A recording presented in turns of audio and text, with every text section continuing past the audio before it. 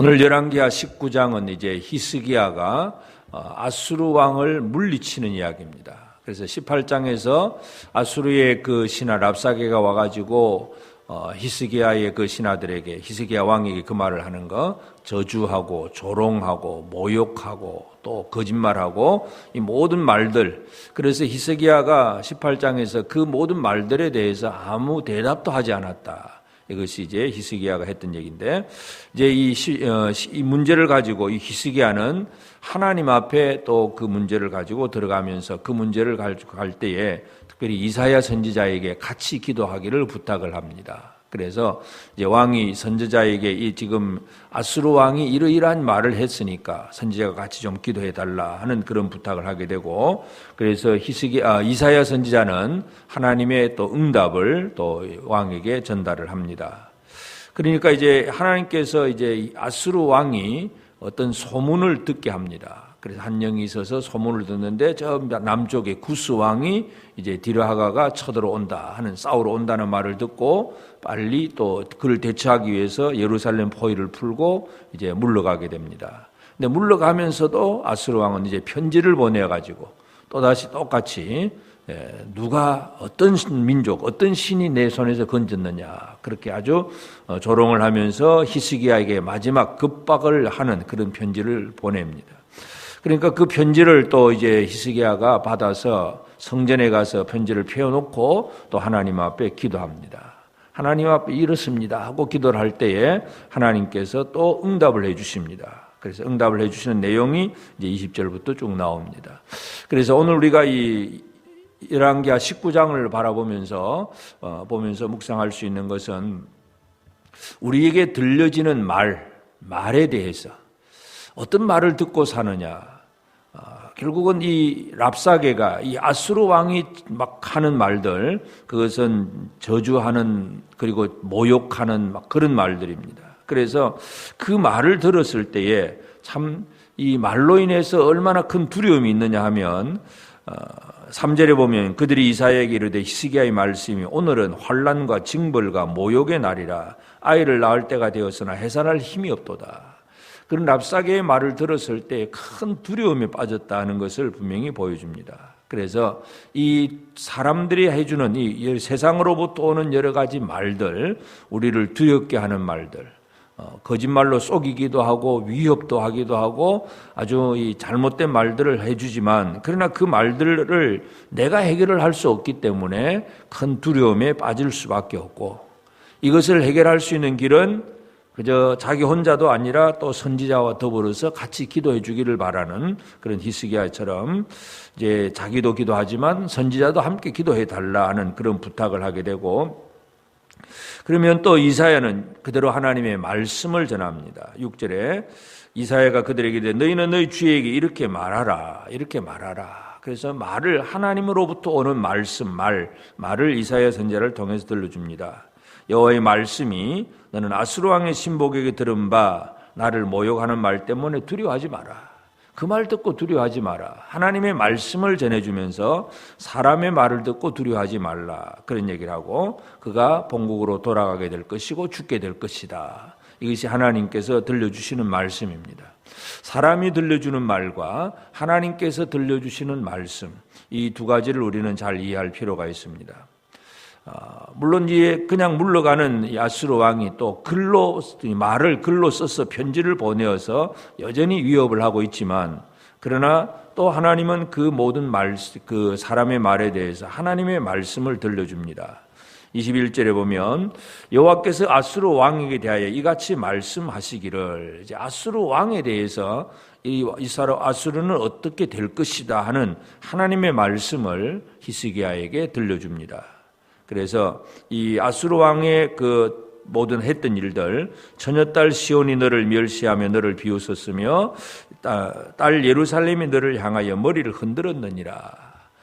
결국은 이 아수르 왕이 예루살렘을 포위하고 아주 조롱하고 급박을 했지만 결국은 어떻게 되느냐, 처녀딸 시온이 너를 멸시하며 너를 비웃을 것이다.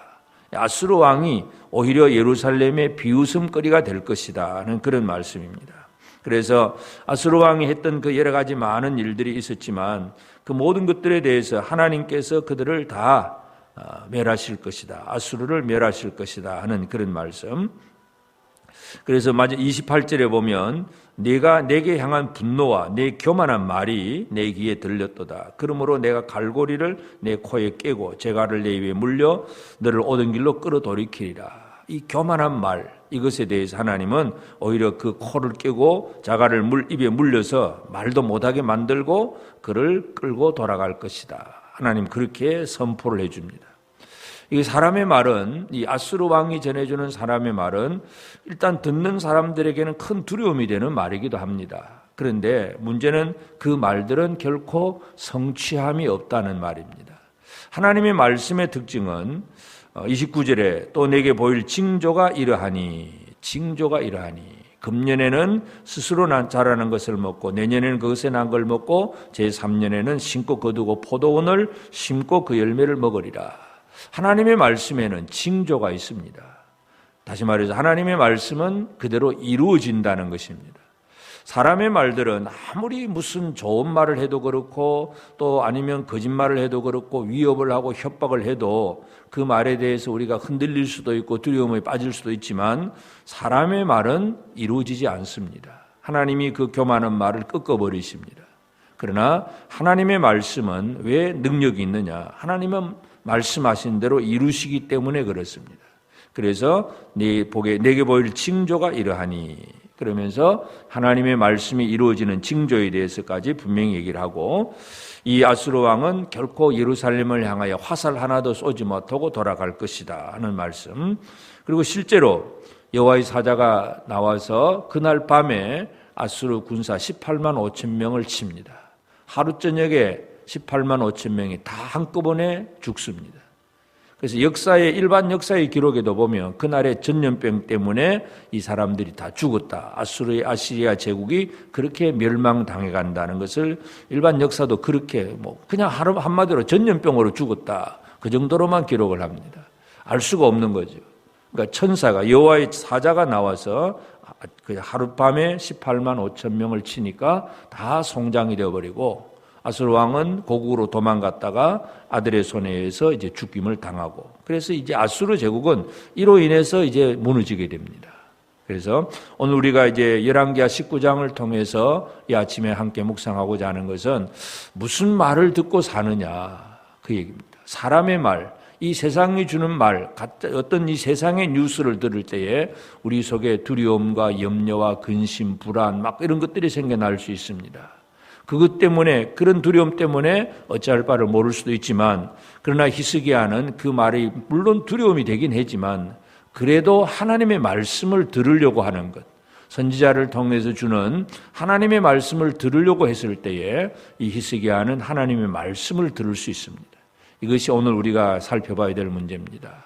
그래서 어떤 말을 듣고 사느냐 오늘도 나는 사람이 들려주는 어떤 이상한 말을 듣고 사느냐 하나님의 말씀을 들으며 사느냐 오늘 이 부분을 다시 한번 기억하면서 주께서 오늘도 나에게 뭐라고 말씀하시는지 말씀에 귀를 기울이고 그 말씀에 집중하는 그런 우리가 되어서 하나님께서 이 세상을 어떻게 다스려 가시는지 하나님께서 이 땅 위에 어떤 하나님의 은혜를 베풀어 주시는지 그 말씀을 듣고 말씀을 믿고 그리고 말씀대로 행하는 그런 우리가 되어서 오늘도 하나님의 은혜 가운데서 이 히스기야가 아무것도 힘도 없었지만 아수르 제국을 하루 저녁에 다 무너뜨린 그런 일을 가지고 그렇게 승리를 얻은 이 히스기야처럼 오늘도 우리는 모든 문제를 한꺼번에 해결하시는 하나님의 은혜로 말미암아 날마다 이기며 승리하는 삶을 살아가는 우리 모두가 꼭 되어지길 바랍니다.